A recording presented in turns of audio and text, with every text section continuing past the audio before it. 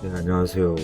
주택관리사 시험 공부를 거의 1년을 앞두고 며칠 전부터 시작을 했고요. 저는 오프라인 학원은 기간이 안 맞아서 못 갔고요. 미래이기 때문에 갈 수가 없죠. 그래서 일단 온라인 강의를 수강을 하고 있습니다. 그 중에서 민법 입문 강의, 예, 입문 강의에 대해서 첫 번째 복습 리뷰 영상을 올려보겠습니다. 챕터 1 민법 서론 01 민법의 기본적 용어 정리가 있었고요. 그 첫 번째가 소급한다.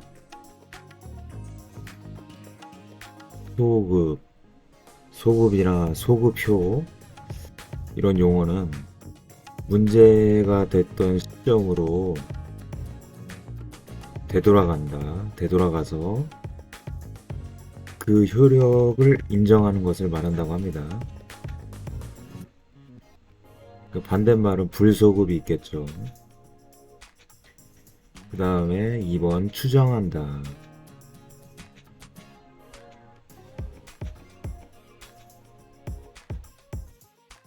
법률 관계나 사실이 불명확한 경우 일단 존재하거나 인정되는 상태를 표준으로 하여 법률 효과를 발생시키고 반대되는 증거가 있으면 그 발생된 효력이 번복되는 것, 다시 뒤집는다는 걸 번복이라고 하죠. 번복되는 것을 추정이라고 합니다. 추정한다. 뭐 예를 들면 동시사망의 추정, 민법 30조, 기한이익의 추정, 153조 이런 게 있겠네요. 네, 세 번째 간주한다. 간주한다가 좀 내용이 살짝 헷갈릴 수가 있을 것 같습니다.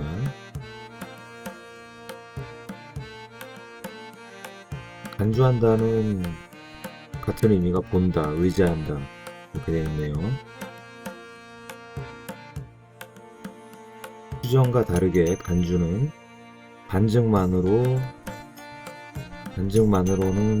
법이 정한 효과의 발생을 번복할 수 없고 번복하기 위해서는 법원의 판결이 있어야 된다.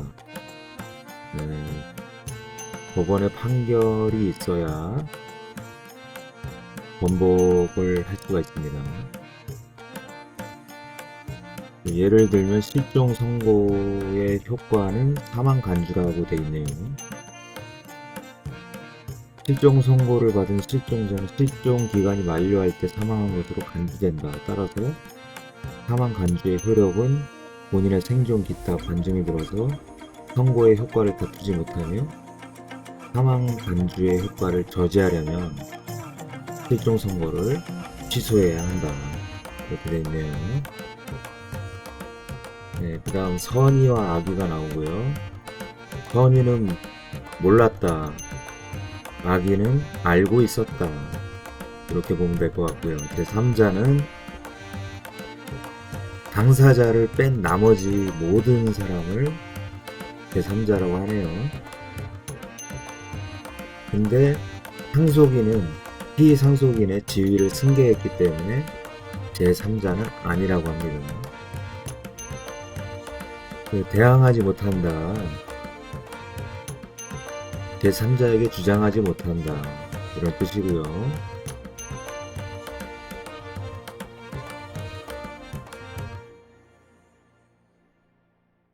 근데 제3자가 당사자 사이의 법률 관계를 인정하는 것은 상관이 없다.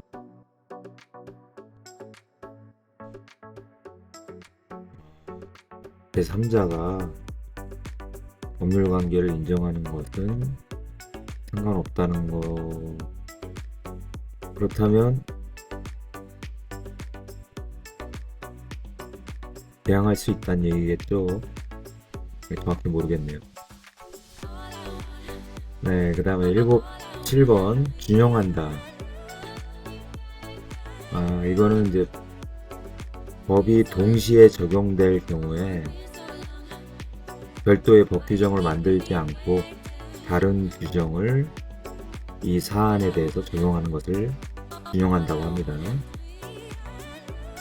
네, 그 다음에 민법의 의. 첫 번째, 민법의 개념.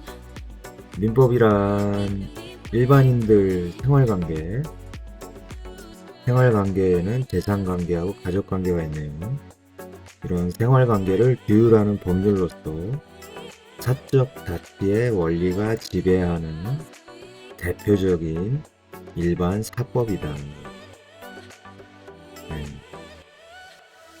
저는 강의를 들어보니까 이 말이 참 의미심장한 얘기 같습니다. 그래서 첫 번째, 민법은 사법이며 공법이 아니다. 사법이나 일반인들의 개인, 대등, 수평적인 생활관계를 규율하며 사적 자치가 허용되는 법이기 때문에 공법에 상대되는 구별 개념이다. 이에 대해서 공법이란 국가적, 공익적, 윤리적, 타율적, 권력적, 불평등적, 수직적 관계를 규율하며 사적 자치가 허용되지 않는다. 완전 반대되는 개념이죠. 그래서 민법은 일반 사법이고 상법은 특별 사법의 성격을 가진다.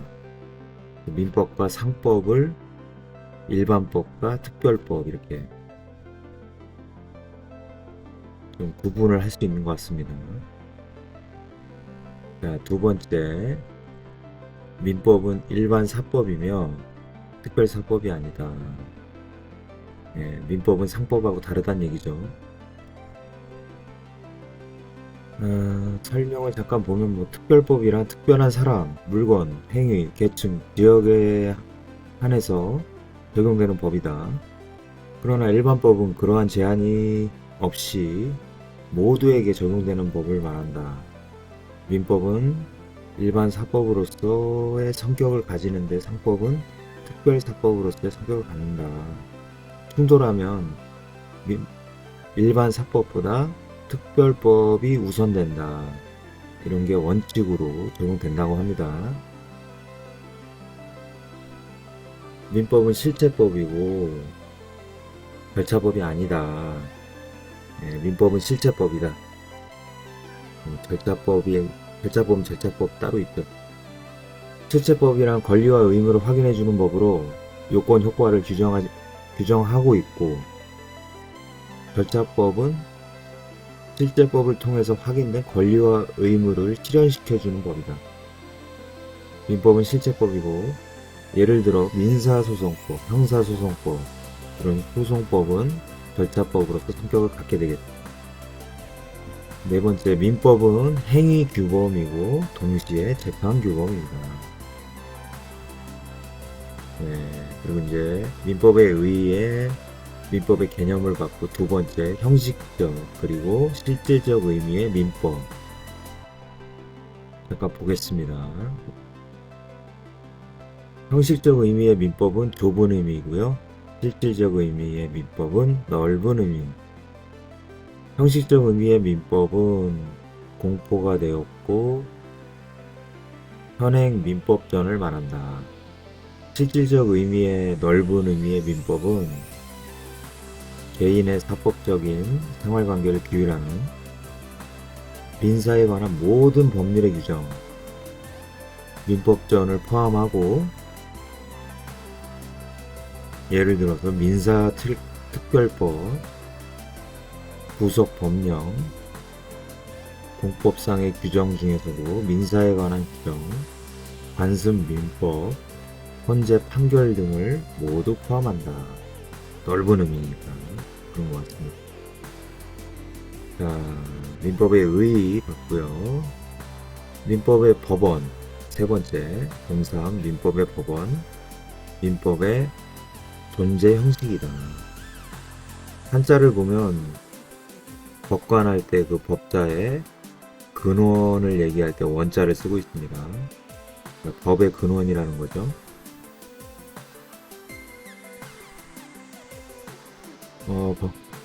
법전을 보면 제1조 법원, 민사법원, 형사법원 그런 법원이 아니고요. 법의 원리 같은 거. 민사에 관하여 법률의 규정이 없으면, 법률의 규정이 없는 상태라면 관습법에 의하고, 관습법조차 없으면 조리에 의한다. 이게 거의 뭐 어마어마하게 중요한 내용인 것 같습니다. 네, 그래서 법원의 의에 대해서 보면 민법의 법원이란 민사에 관한 분쟁이 생겼을 때 이걸 해결하기 위한 민법의 존재 형식을 말한다. 민법의 법원은 존재 형식에 따라 성문 법원이 있고 불문 법원이 있다. 자, 두 번째, 민법 제1조의 법률. 성문법은 실질적 의미의 법률이다. 실질적 의미의 법률이란 형식적 의미의 법률, 국회가 제정한 법뿐만 아니라 명령, 규칙, 조약, 조례 등을 포함한다. 이렇게 나와 있고요. 자, 세 번째, 불문법. 불문법은 관습법과 조리의 법원성을 인정한 경우고 판례의 법원성은 부정된다. 근데 판례도 현재 판례는 좀 다르게 하고 있죠. 자, 먼저 첫 번째 관습법을 보면 관습법이란 사회 질서에 반하지 않는 거듭된 관행이 사회 일반인의 법적 확신, 이거 중요한 말이죠. 법적 확신에 의해서 법 규범으로 승인된 것을 관습법이라고 합니다. 그래서 관행이 있어야 되고요. 관행의 존재와 법적 확신을 이 두 가지를 성립 요건으로 하고요. 법원의 판결을 통해서 비로소 그 존재가 확인된다. 그 다음은 판례가 인정한 관습법을 보면 동산의 양도담보가 있고요. 관습법상의 법정 지상권이 있고 사실혼이 있고 명인 방법, 분묘 기지권 이 5가지가 있습니다. 기본서에서 이제 더 상세하게 나올 것 같습니다. 그리고 판례법, 판례의 법원성이 부정되니까 대법원 판례는 법원으로 인정이 안 되지만 헌법재판소의 결정례는 민사에 관한 것일 경우에 민법의 법원이 된다. 아주 중요한 말이죠. 대법원하고 헌법재판소는 그만큼 그 법원에 있어서는 급이 다르다 생각하시면 될 것 같습니다. 조리, 관습법에서 안 되면 이제 조리에 의한다고 그랬죠. 또는 사물의 도리, 사물의 본질적 법칙, 이성, 법의 일반 원칙 등으로 이해가 되고 민사에 관해서 법률과 관습법이 존재하지 않는 경우에 보충적으로 법원성이 인정된다고 합니다. 보충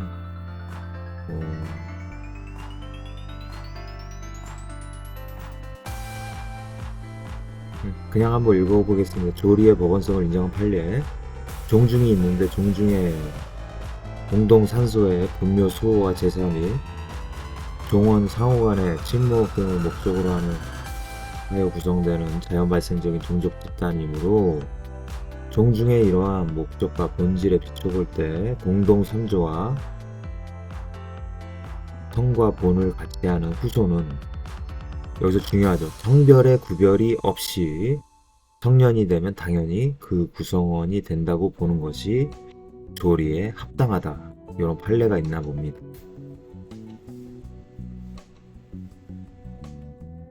네, 그래서 민법의 법원 존재 형식을 봤고요. 그 다음에 이제 권리와 의무로 넘어가네요. 네, 넘겨보겠습니다. 자, 챕터 2 권리와 의무 01 법률관계 1번 법률 관계의 의. 법률 관계는 법규범에 의해서 지배되는 생활 관계.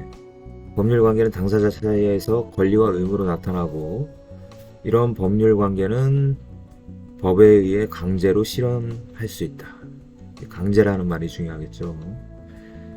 다른 관계와 구별을 보면은 인간관계와 호의관계가 있는데, 인간관계라는 것은 친구 간의 우정, 가족, 예의범절, 이런 생활관계로서 원칙적으로 법의 지배를 받지 않습니다. 그래서 강제 이행도 안 되고요. 손해배상 청구도 안 됩니다. 그리고 호의관계가 있는데, 예를 들어 집들이 초대, 호의동승, 무료급식, 이웃집 애 봐주기, 이런 것들은 법적 구속의사가 없기 때문에 원칙적으로 법률 문제는 발생하지 않습니다. 네, 그렇고요. 권리와 의무를 보겠습니다. 공의, 권리와 의무. 권리라는 것은 특정의 생활 이익을 누릴 수 있도록 법이 실현해 주는 것을 권리라고 합니다. 근데 구별되는 개념이 세 가지가 있는데요. 첫 번째가 권한. 권한은 타인을 위해서 일정한 법률 행위를 대신할 수 있는 법률상 지위, 자격을 권한이라고 합니다. 예를 들면 대리인의 대리권, 법인 이사의 대표권, 이런 게 있습니다. 그 다음에 세 가지 중에 두 번째, 권능. 권리의 내용을 이루는 각각의 힘이다. 예를 들면 소유권의 내용인 사용권능, 수익권능, 처분권능. 네, 그렇다고 하고요. 네, 권리의 구별 개념 세 번째, 권한이 있는데요. 사실상 또는 법률상의 행위를 정당화시켜주는 법적인 원인을 말한다. 네, 그 다음에 권리를 받고 의무를 보겠습니다. 의무라 의무자의 의사와 관계없이 의무자에게 강요가 되는 법적 구속 또는 법적 강제, 이런 걸 말하고, 의무에는 자기 의무가 있고 부자기 의무가 있습니다.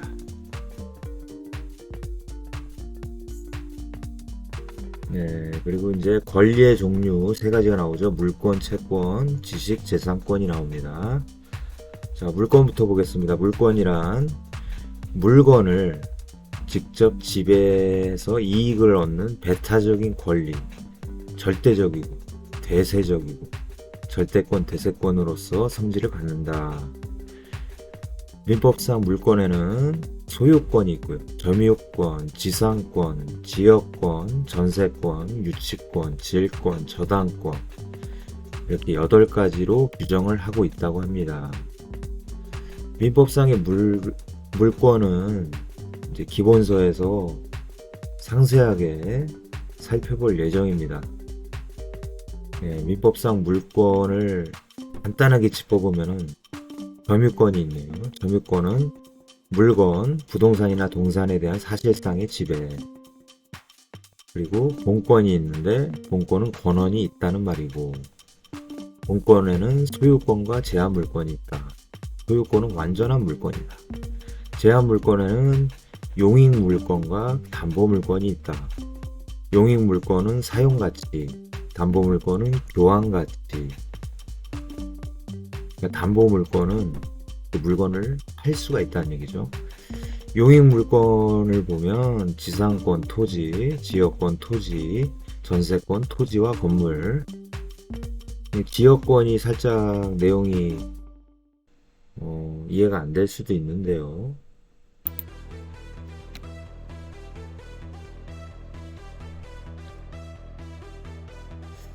지역권은 이제 어떤 맹지 비슷한 땅이 있을 때 인접한 땅에 이제 길을 내서 그 길만큼만 좀 쓰겠다고 그렇게 하는 거를 이제 강사님이 이제 자세히 설명을 해주셨는데, 네, 제가 설명을 하려고 하니까 역시 기억력이 딸려서 잘 안 되네요. 네, 기본서를 한번 잘 보시기 바랍니다. 그래서 용익물권 사용가치인데 지상권 토지, 지역권 토지, 전세권 토지 건물 이렇게 나와 있고요. 그 다음에 담보물권 교환가치. 담보물권에는 유치권이 있고 질권이 있고 저당권이 있다. 그래서 순서대로 보면 유치권은 법정 담보물권이고 부동산, 동산, 유가증권 해당하고요. 질권은 약정 담보물권인데 동산, 권리. 저당권은 약정 담보물권 마찬가지인데 부동산하고 권리. 네, 어차피 나중에 기본서에서 자세히 공부할 거기 때문에 그냥 지퍼만 보고 넘어가겠습니다. 네, 두 번째가 이제 채권이고요.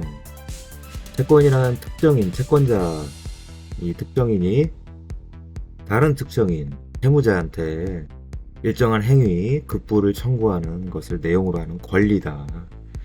민법은 채권편에서 총 15개의 전형계약을 규정하고 있습니다. 네, 저도 강의를 들었었고요. 15개가 뭐가 있는지 한번 보겠습니다. 근데 4가지로 내용을 나눠놨습니다. 첫 번째가 재산권의 인도 목적, 두 번째가 물건의 대차, 세 번째가 노무의 제공 목적, 네 번째가 기타, 나머지. 첫 번째 재산권의 인도 목적에는 매매, 교환, 증여가 있습니다. 두 번째 물건의 대차에는 임대차, 사용대차, 소비대차. 임대차는 대가를 받는 거고 사용대차는 대가 없이 사용을 해주는 거를 강의에서 들은 것 같습니다. 네, 소비대차는 이제 돈을 지불하면서 뭐 물건이 나가는 거겠죠. 그 다음에 세 번째 노무의 제공 목적은 이제 고용, 도급, 위임, 임치, 현상 광고, 여행이 있습니다. 그 나머지 기타에는 화해, 조합, 종신, 정기금이 있네요. 15개가 맞는지 한번 세보겠습니다. 1. 매매, 2. 교환, 3. 증여, 4. 임대차, 5. 사용대차, 6. 소비대차, 7. 고용, 8. 도급, 9. 위임, 10. 임치, 11. 현상광고, 12. 여행, 13. 화해, 14. 조합, 15. 종신정기금. 15개 맞네요. 당연히 맞아야죠. 자, 그래서 권리의 종류 이제 마지막 세 번째는 지식재산권인데요. 지식재산권이란 저작이나 발명. 저작은 저작권이 있겠고 발명은 뭐 특허권이 있겠고 이런 정신적, 지능적인 창조물을 독점적으로 이용하는 것을 내용으로 하는 권리. 이게 지식재산권이다. 예를 들면 특허권이 있고 저작권이 있고 디자인권이 있고 상표권이 있고 실용신앙권이 있습니다. 네, 여기까지가 제가 강의를 들었던 거 간단하게 영상으로 정리를 해봤습니다. 물론 이거는 복습을 해보려고 복습 효과를 위해서 영상을 남긴 거고요. 저는 당연히 이런 복습을 혼자서도 할 수 있는 건데 굳이 영상 올리면서 자동으로 복습이 되도록 좀 짱구를 굴려본 거고요. 보시는 분한테는 세계 내용을 이렇게 다 보여드리지 못하기 때문에 아까도 나왔죠. 저작권이 있다.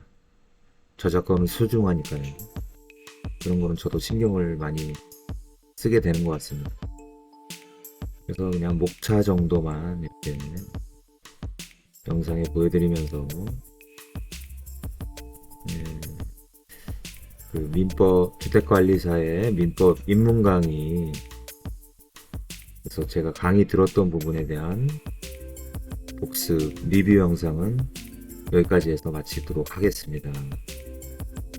네, 그럼 저는 여기까지 인사드리고 물러가도록 하겠습니다. 감사합니다.